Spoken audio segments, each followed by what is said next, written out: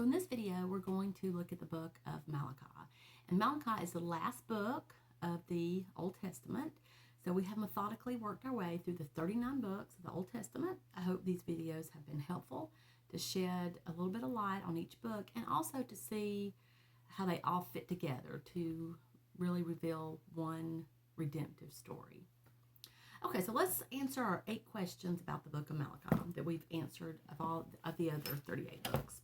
So we think about who wrote it. That would be Malachi, and he reveals himself in chapter 1, verse 1. When we think about who it was written to the remnant who had come back from Babylonian captivity. So remember, they were in captivity for 70 years, and then they were able to return to Jerusalem. But this is more that second generation. So a lot of the people that maybe had returned were either very young or they were born after they had returned from captivity. But still, it's that remnant. And it's also addressed to specifically to the priest at some points in the book.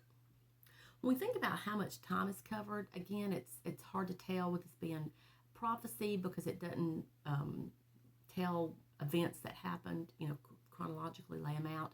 So, it could have been written over a matter of days or weeks or months. We're really not sure. The date is probably somewhere between 450 BC and maybe even getting closer to 400 BC.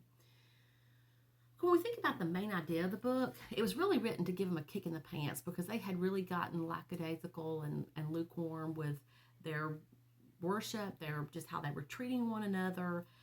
So God explains his displeasure with them with questions. So what he does, there's a charge. This is what you're doing wrong. But then God anticipates like a question from them, and then he refutes it. And I think I counted like maybe 24 questions. I may have missed some, but there's a good meaning for this to be just such a very short book. When we think about the notable character in the book, it's God himself. He's referred to as the Lord or the Lord of hosts, and that's Lord all caps. When we think about notable events, again, with it being prophecy, there are no events that are laid out, but there is an outline that I see kind of unfolding. It starts out in chapter 1 through chapter 2, verse 9. It's a condemnation of the priest. And then it switches gears in chapter 2, verse 10 through chapter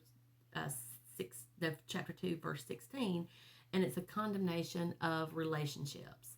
Then in chapter 2, verse 17, through the end of the book, it's a condemnation of their religious duties, their religious practices. When we think about where on the timeline, again, it's that time known as Return to Jerusalem, but it's getting very close to that 400 years of silence.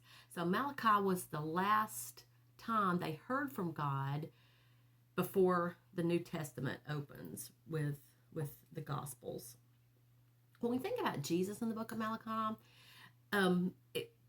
instead of really focusing on prophecies about Jesus, there's 2 prophecies that I see about John the Baptizer. And John the Baptizer played a big role in preparing people for the Messiah and kind of making the way for him.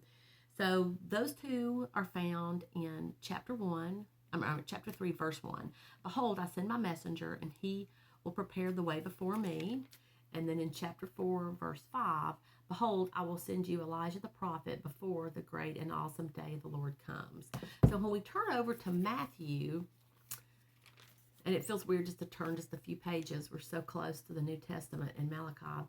So in chapter 11, verses 1 through 19, Jesus is speaking to a group about John the Baptist.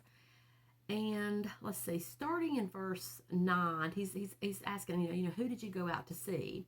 A prophet? Yes, I tell you, and more than a prophet. This is he of whom it is written. And then he quotes Malachi 3:1. Behold, I send my messenger before your face who will prepare your way before you. And then he kind of starts summarizing in verse 13, and all the prophets and the law prophesied until John. And if you are willing to accept it, he is Elijah who will come. He who has ears, let him hear. So Jesus plainly says that Malachi 4:5, when it's speaking of Elijah, it's really not speaking of that Old Testament prophet that we read about in Kings. It's speaking of John the Baptizer.